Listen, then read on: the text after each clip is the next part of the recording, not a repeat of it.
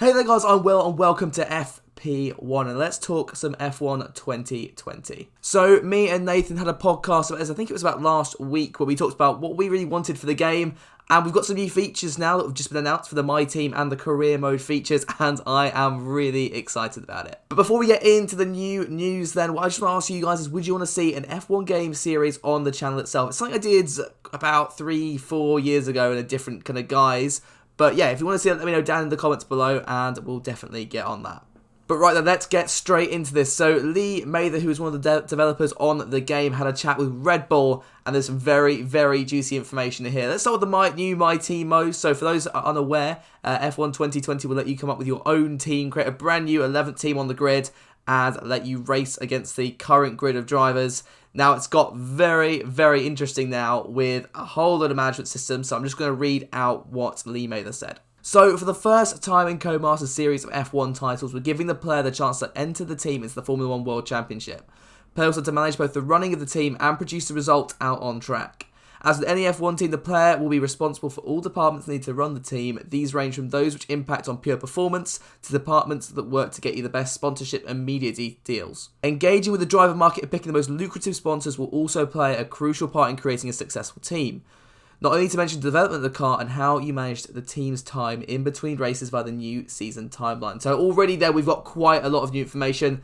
So it looks like we're going to be split into departments of some kind, so there's going to be quite a lot to do here, a lot more than I kind of initially thought they might add. So we're going to get to pick our own sponsors, so it'd be nice to see if we could actually choose where those sponsors go on the car, and then also picking our teammates. We knew we could pick our teammate already, but scrolling slightly further down this article, it does mention that we can pick from the crop of drivers in Formula 1 and Formula 2. And we're not just stuck with that teammate as well. So driver transfers are returning. We kind of expected that anyway.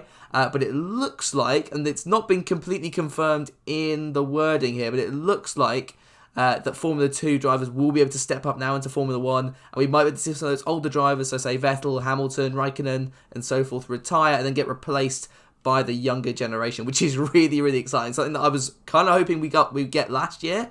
But yeah, I cannot wait for this, and it's going to make career mode a lot more playable in the long run. I think we'll be able to get to the later seasons a lot easier, as there'll be constantly new drivers coming through and new challenges to face. So they also talk about this article about a driver market. So it's not just going to be us going for one seat. What I take from this is, let's say we're just in normal career mode and we're currently in, say, a Renault, and we want to move to Ferrari. Now, Ferrari have just announced that Sebastian Vettel is going to be leaving the team at the end of the season, and we are going to be one of those drivers that wants to take that seat. Now, we could put in a bid for Ferrari, but we might not be the only driver doing so. There could be, say, Max Verstappen or Lewis Hamilton also wanting to get into that seat, and we're going to have to compete with those two drivers, and that even might relate to on track. So it might even be, here's an extra target, beat Verstappen on track if you want to get in good books with Ferrari and make yourself more likely to be picked for this drive for next year. Something along those lines. That's obviously not been completely confirmed yet, but that's kind of what I'm taking from the wording here, and that'd be really, really exciting to see. It also looks like they've revamped the new R&D system, kind of intertwined that with this new kind of department training sort of scheme that they've got going on, this My Team mode. Again, it does make me wonder that we've got some kind of new currency. Perhaps R&D points can be a thing of the past now, and we're actually just looking at some kind of currency, whether it's going to be real world currency or just a made-up currency that they come up with, I don't know.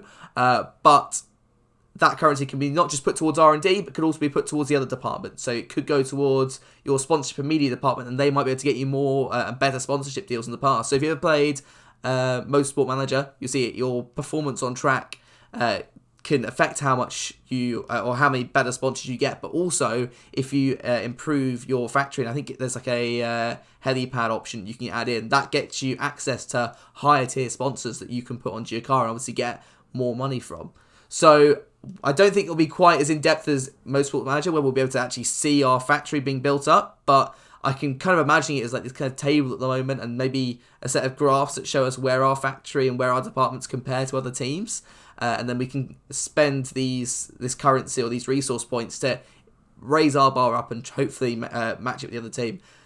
And what I kind of like to see as well is the other teams doing this alongside us, so they're not just fixed. And I imagine this will be the case, but I'd like to see, say, Ferrari have upgraded their factory, or Williams have added a new department in aerodynamics, I don't know, something like that, where we'll be able to compete with the teams, but the team's going to be competing with us as well. So we aren't the only teams going up. Everyone's quite fluid. They also mentioned here that you could shut down departments as well to save money. So it'd be interesting to see there's some kind of game over clause as well, where you do run out of money. So if you come in straight away and spend all your money on the top driver and then haven't got the money to actually run the team, then could your team go bankrupt? Again, this is really, really interesting. We don't really know how this is going to work, but this has shed a lot more light on it and made us a lot more excited for this game mode.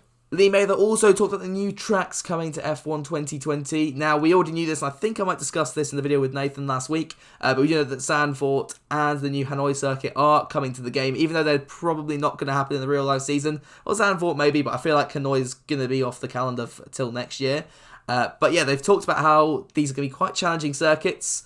So, I'll read out what Lee Mather said. So, Zandvoort is a traditional style racing venue which was last on the calendar back in 1985. It's located amongst the sand dunes where the coastline meets the North Sea.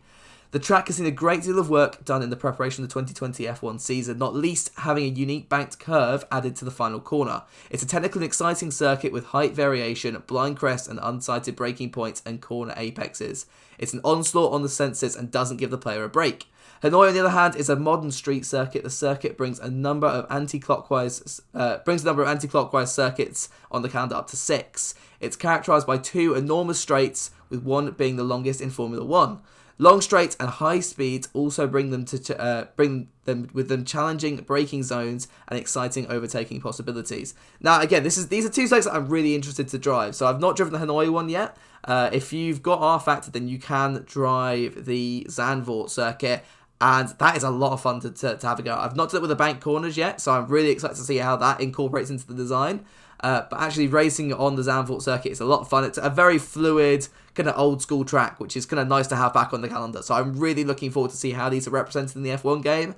And yeah, I genuinely cannot wait for July 10th. And this article does go on to talk about 2-player split screen as well, which is coming back, and then another feature that I'm really excited of. And if you want to see some kind of series with a 2-player split screen on there, let me know in the comments below. I'm kind of looking for ideas for this kind of next year, and even like this lockdown period, what I can do. And a Formula 1 series on the game is constantly cropping up in my mind. So if that is something you want to see on the channel, let me know down in the comments below and by hitting that like button as well.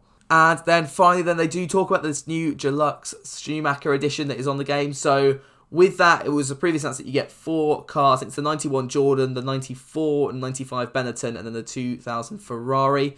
Now, again, we talked about this, me and Nathan, in our podcast, which I'll leave down in the link in the description as well, so you can have a look at that. But we did speak about the fact that we think this is all the Schumacher content's going to be, unlike last year with the Prost and Senna, where there was an extra game mode, but that didn't quite get the best of reviews. And again, they've not really mentioned anything new here, which kind of solidifies that thought for me that we are just going to get the cars. And I'm quite happy with that, to be fair. I haven't been a massive player of the classic cars. I love the feature, but I've just not played it much. That then again, with these cars though, that's made me really want to kind of turn my attention to classic cars next year. It's looking really, really exciting. But yeah, those were just my thoughts then on the new features and new information that's been announced today. Let me know what you think down in the comments below and what you want to see in this F1 2020 game. Thank you so much for watching again. Don't forget to leave a like, comment, and of course subscribe. And with that, I'll see you in the next one.